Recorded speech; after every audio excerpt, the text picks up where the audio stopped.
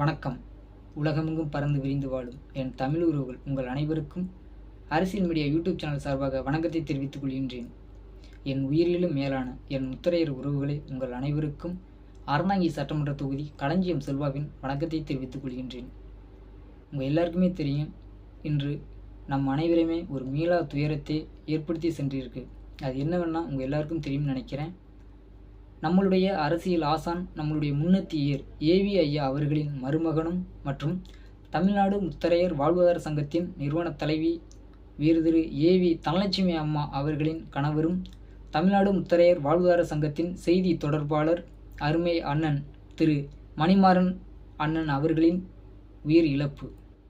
இந்த துயர சம்பவம் நம் சமுதாயம் மட்டுமின்றி அனைத்து சமுதாயத்திலும் பொதுநலவாதிகள் அனைவருக்குமே ஒரு மிகப்பெரிய ஒரு பேரிழப்பாக ஏற்படுத்தி கொண்டிருக்கு. இந்த துயரத்திற்கு நாம் அனைவருமே மிகவும் வருத்தத்தையும் வேதனையும் அடைகிறோம். இந்த முத்திரைய சமுதாயத்தில் இருக்கக்கூடிய அனைத்து அமைப்புகளும் அனைத்து சங்கங்களும் எந்த ஒரு பாகுபாடுமின்றி அனைவருமே இதில் கலந்து கொள்ள வேண்டும் என்று நான் மிக தாழ்மையுடன் கேட்டுக்கொள்கின்றேன். நான் அந்த சங்கம் இந்த சங்கம் அப்படின்னு சொல்லி எந்த ஒரு பாகுபாடும் பார்க்காதீங்க.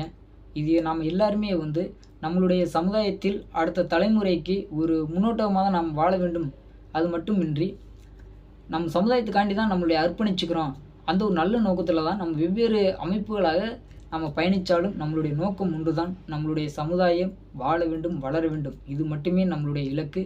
அப்படி ஒரு இலக்காக பயணித்தவர் தான் அருமை அண்ணன் மணிமாறன் அண்ணன் அவர்கள். அவருடைய இழப்பு மிகப்பெரிய ஈடு செய்ய முடியாத இழப்பு.